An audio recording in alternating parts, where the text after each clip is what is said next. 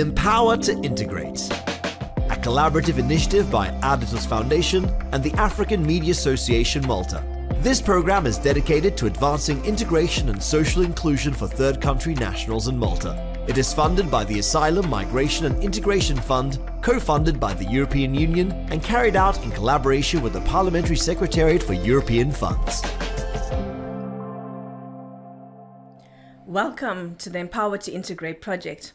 This is a platform for third country nationals to help them boost their visibility, amplify their voices, and share their perspective. It also aims to strengthen community empowerment and build social ties in Malta. Hi, I'm Nazlee Mayhew, and I'm the project lead strategist and radio host. Today, we will be talking about mental health and support for migrants and how we can address the unique challenges that third country nationals may be facing. I'd like to give a warm welcome to Oyinkansola Oladipupo, a licensed clinical therapist who specializes in depression, anxiety, and other emotional management issues and trauma. Her services incorporate holistic therapies, where she helps individuals live an optimal, rich, and meaningful life.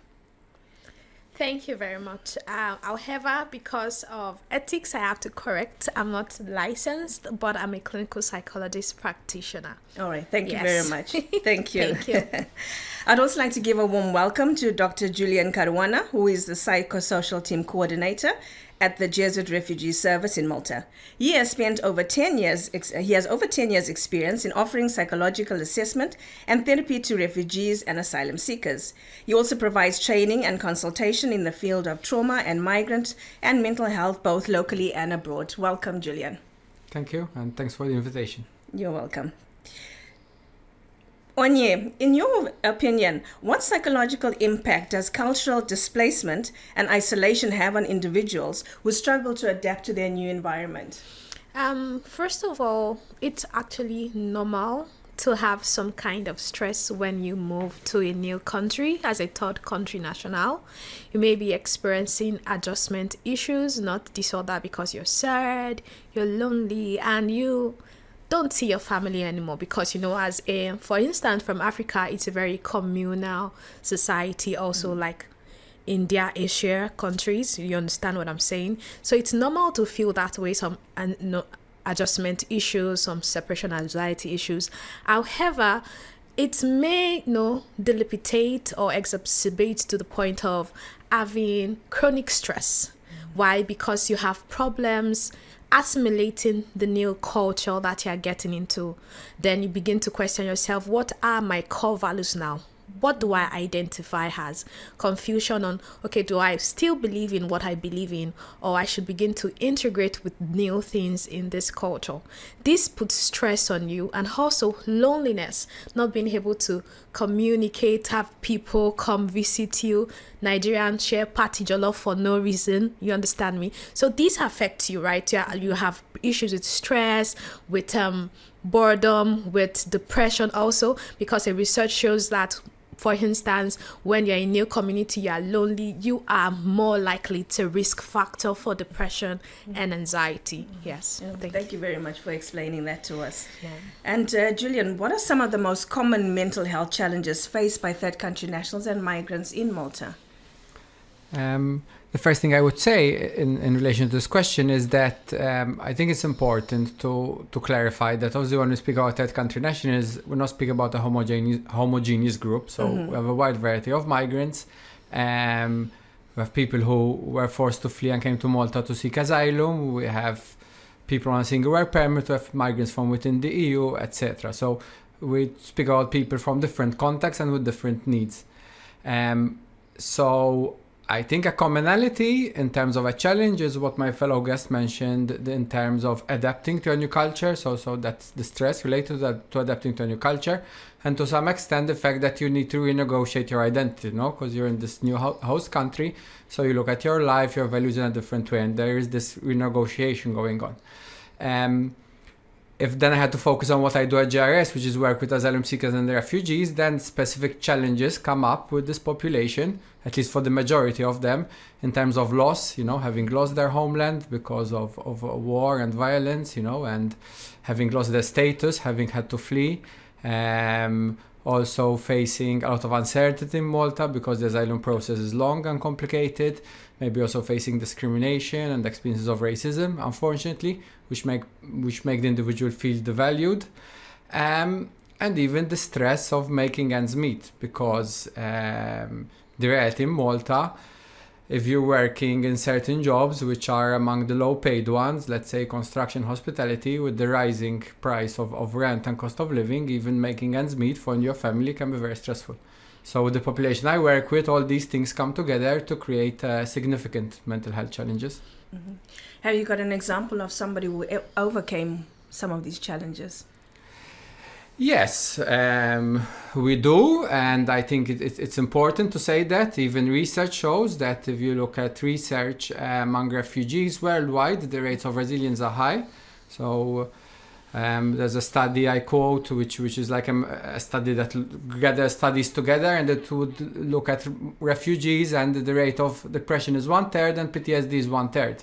Which means that, there's a significant proportion which is resilient and faces all these challenges and manages to adapt. So yes, there is resilience, but I think there's also a higher risk of mental health problems. So both are true in this population. Yeah, okay. Thank you very much for sharing that. Would you say that language barriers are a problem, and with discrimination, how does it affect the self-esteem and the overall well-being of third country nationals or migrants, asylum seekers?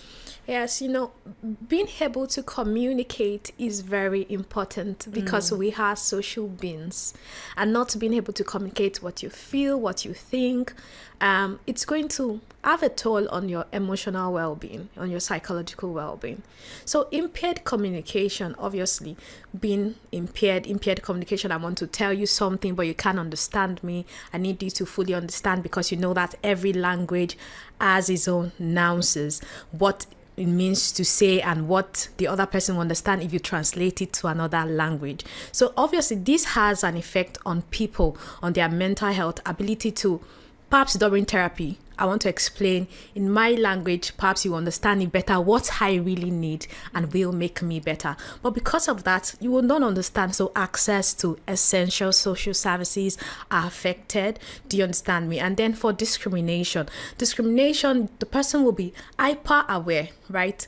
These people is like they don't like me.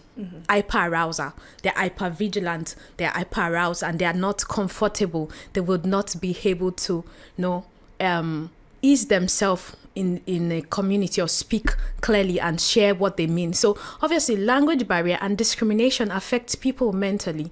Do you understand what I mean? Yeah, thank you. Yeah, thank you for sharing that. Do you have any tips to help people who are going through this experience? I think the self tips beyond, obviously if it's chronic, like he said, if it's PTSD, the person cannot work on it by themselves, or depression, right? But if it's boredom or loneliness or isolation, first thing you want to do is, there are resources that teach Maltese free of charge. I want to learn the language. For instance, I began to learn the language, though I find that Maltese is difficult actually, because there are some rules that do not cut across everything. So it's important that if you are in a community, you want to integrate yourself into it fully, give your best shot to it, and try to understand the language also. Do you understand what I mean? Also, you want to also do what we call breathing techniques, right? Grounding techniques. Why we call them grounding techniques is that anxiety sometimes make you feel like you're floating, right? You are just in your psychological world. You don't want to integrate or experience the things that are happening around you. So we say, okay, what are the 5 things that you can see, right? The 4 things that you can touch, the 3 things that you can hear, the 2 things you can smell, and 1 thing you can taste. And breathing technique, the one I like most is the 4-2-6, right? 4 counting, breathe into your belly, hold for 2 counts, and breathe out to 6 counts. It actually helps to regulate the breathing techniques, and this also helps you to regulate your emotions, right? Because research has shown that by breathing into your emotion, you stimulate the parasympathetic nervous system that helps to digest and regulate the sympathetic nervous system. Sympathetic nervous system, when there's an emergency, you want to fight, you want to run away, or you freeze. Yes, thank you. Thank you for sharing that tip as well. Thank you. Julian, what did you say in terms of the challenges that are contributing to anxiety and depression among third country nationals, and what are some of the signs we can look out, as a society to help people? I mentioned some of the challenges already. The fact that let me try and speak about that country nationals in general. The fact that you, as we said, need to adapt to a new culture, and you need to integrate, and that is not a straightforward process, and it takes time, and sometimes, unfortunately, Malta's policies and procedures do not facilitate that, and it depends obviously on the legal status, but even for people on a single permit, the possibility of bringing your children, of really laying your roots here and developing a sense of belonging and a home here, it's hard. So for someone who was in Malta and wants to stay in Malta, but it's hard for them to lay their roots, to feel they belong, to feel that this is home. Yes, that creates a void, which can result then in these mental health difficulties we're talking about. Signs to look out for, I think, as a psychologist, the most important thing to focus on in someone is a change. If you notice a change in that person and a pronounced change, that's usually the strongest sign, and that change might be they stopped socializing, or they stopped practicing their hobbies, or they're eating less, or they're having difficulty to sleep, and generally you get this feeling that, they're different, there's something that has changed. I think that is the biggest sign, that the person's well-being is going down, and that they need help, both socially and sometimes also professionally, also obviously depending on the extent of the difficulties. Yeah, thank you for sharing those signs with us, because sometimes we don't recognize or we don't see them if we're caught up in our own spaces. Or it might be too late, when we recognize them, and so it could be something maybe we could have realized earlier, or maybe asked about, because sometimes it's just about asking as well, you look different, how are things for you? Sometimes it can be a simple question. Yeah. Thank you. Are there any specific coping mechanisms or mental health strategies that you could recommend for third country nationals or, asylum seekers dealing with stress and trauma? Well, I mentioned some, but I want to actually encourage, the African community, because I can't speak to the Asians, but I think also they don't try to get help, to try to get help. Help seeking behavior is important, right? I know that in Nigeria, for instance, until it's a chronic situation before they want to speak out and get help. And so speaking up and trying to get help is important.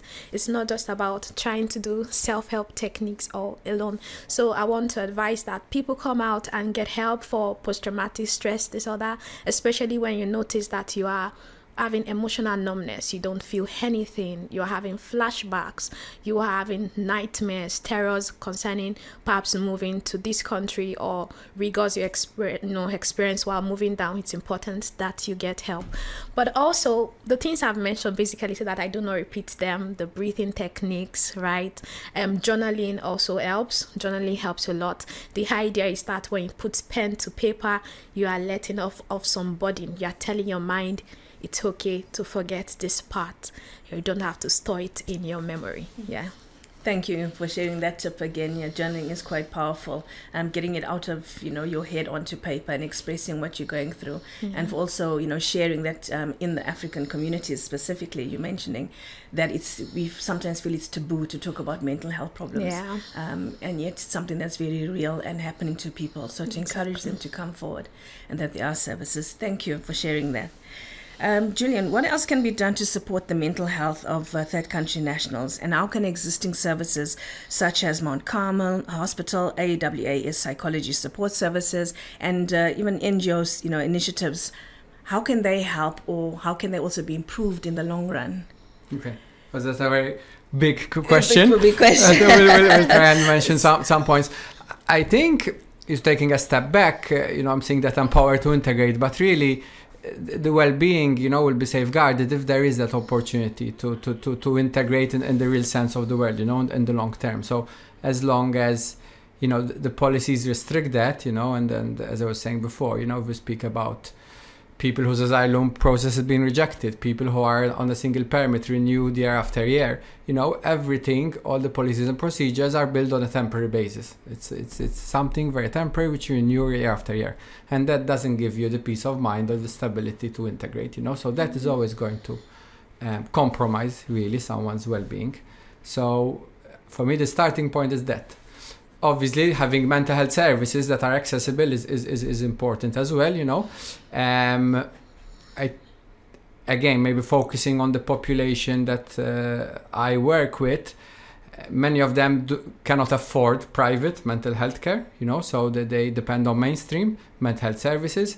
And the challenge there in terms of mainstream mental health services, you know, speaking about Mount Carmel and access to psychiatry and psychology, etc., is that maybe it is not yet adapted to the needs of migrants, you know, so things like not having interpreters available, professionals, you know, whichever they are, not being trained in cross-cultural work, that being not part of their degree, you know, so for them it is something very foreign, you know, and that might then affect the way they understand the person and they assess the mental health difficulties, you know.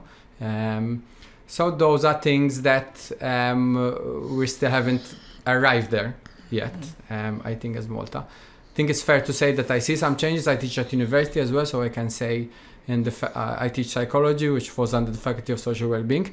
So I would say that within that faculty, I see a change, and migration and working across different cultures is part of the syllabus more than it was in the past.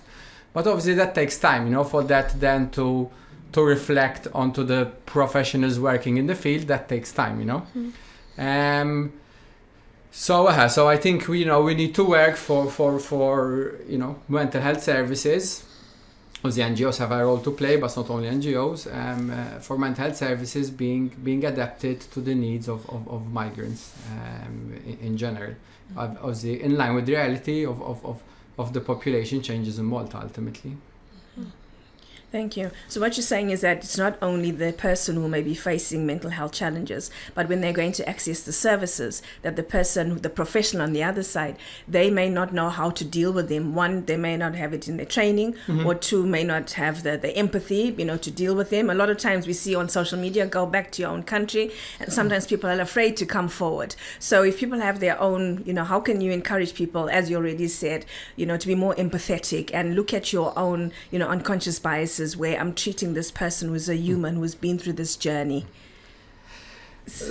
I think that, so there is what you mentioned, that unfortunately can happen, that maybe there may be certain negative stereotypes within the professional itself, and that is unfortunate, but it might happen.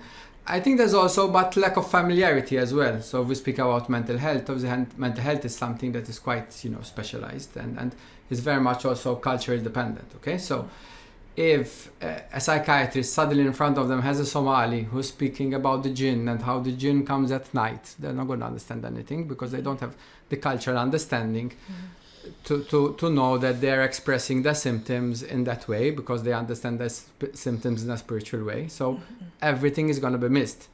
You can't blame the Somali client, and you can't blame the psychiatrist as well to some extent, you know, because it may be something new and it hasn't been part of their training yet. So I think there is that gap at the moment.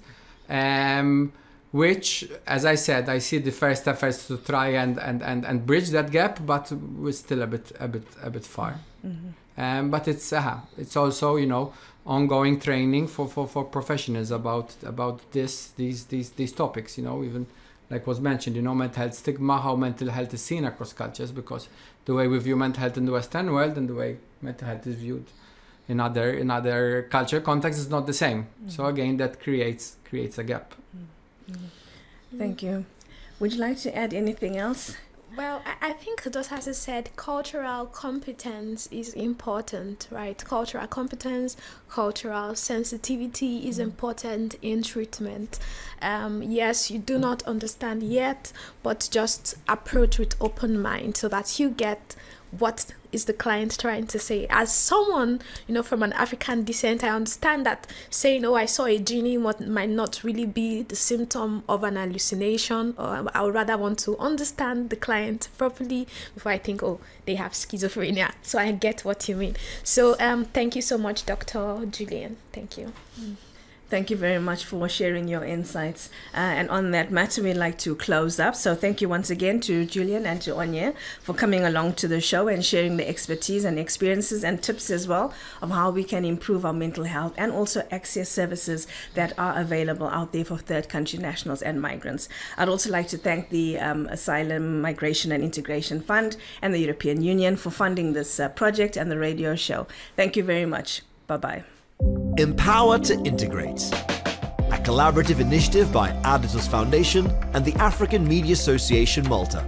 This program is dedicated to advancing integration and social inclusion for third country nationals in Malta. It is funded by the Asylum, Migration and Integration Fund, co-funded by the European Union and carried out in collaboration with the Parliamentary Secretariat for European Funds.